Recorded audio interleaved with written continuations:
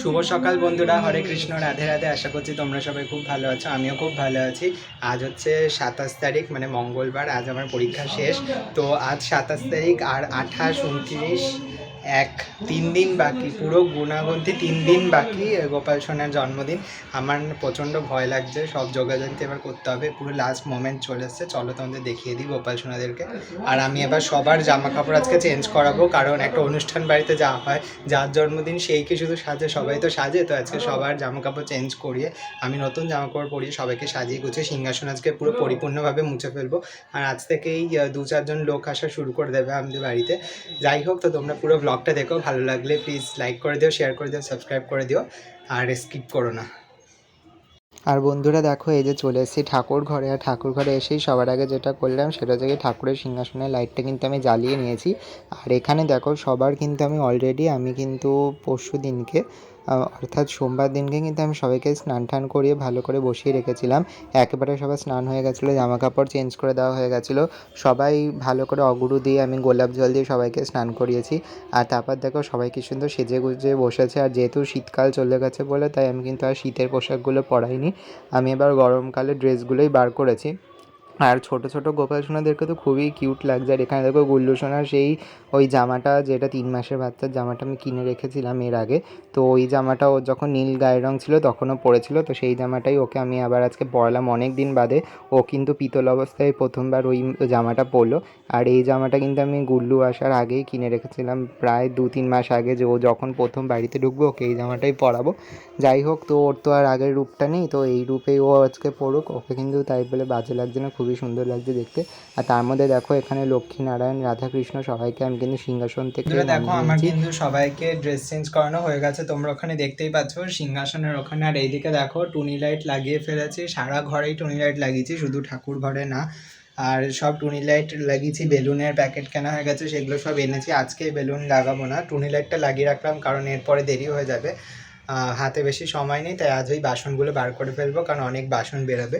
তো চলো বাসনগুলো বের করে নিই, তারপর তোমাদের সাথে আবার শেয়ার করছি যে কি করতে চলেছি তারপর।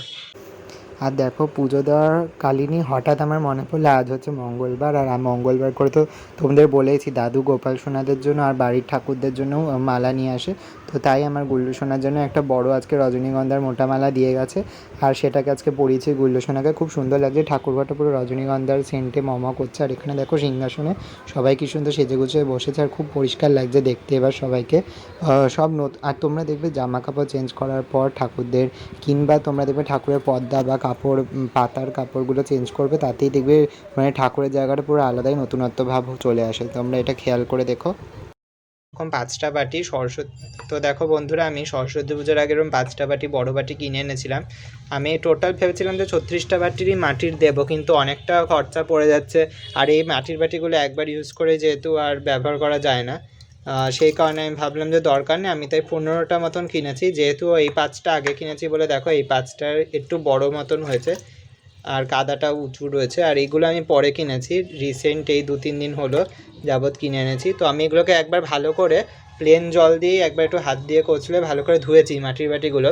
তাও এবার আমি সেকেন্ড টাইম এগুলোকে একটু জলের মধ্যে চুবিয়ে রাখবো, কারণ জলে চুবিয়ে রাখলে কি মাটিটাও মজবুত হবে। তোমরা দেখবে মাটির প্রদীপ কেনার সময় তো হয়তো এটা তোমরা করে থাকো, যে মাটির প্রদীপটা আগে জলে চুবিয়ে রাখো কিছুক্ষণ। তো আমিও তাই করছি, এই মাটির বাটিগুলো চুবিয়ে রাখি, কারণ এগুলো তো মাটি দিয়ে যেহেতু তৈরি হয়, তাই ওরা কি আর অত ভালো করে তার পরিষ্কার করে দেয় না, দোকানে বিক্রি হয় না। তো সেই কারণেই দেখো এই পুরোটা এখন থাকুক 2-3 ঘন্টা, তারপর আমি আবার এটাকে জল থেকে তুলে শোকাতে দেবো, দেওয়ার পর তারপর ব্যবহার করব। তো এবার দেখো বন্ধুরা, এখানে কিন্তু আমি গুল্লু সোনা যেখানটা বসবে তার পেছনে ব্যাকগ্রাউন্ডটা এইভাবে সাজিয়েছি একটা চাদর দিয়ে, এবার গাঁদা ফুলের মালার ওই চেনগুলো দিয়ে আর হ্যাপি বার্থডে লেখাটা দিয়ে, আর টুনি লাইটও লাগিয়ে ফেলেছি। এবার শুধু সিংহাসনটা আনার পালা। আর দেখো আমি ঘরেও কিন্তু সব জায়গায় এরকম টুনি লাইট লাগিয়ে দিচ্ছি, এগুলো এখনও জ্বালাইনি, পরে জ্বালাবো বলে।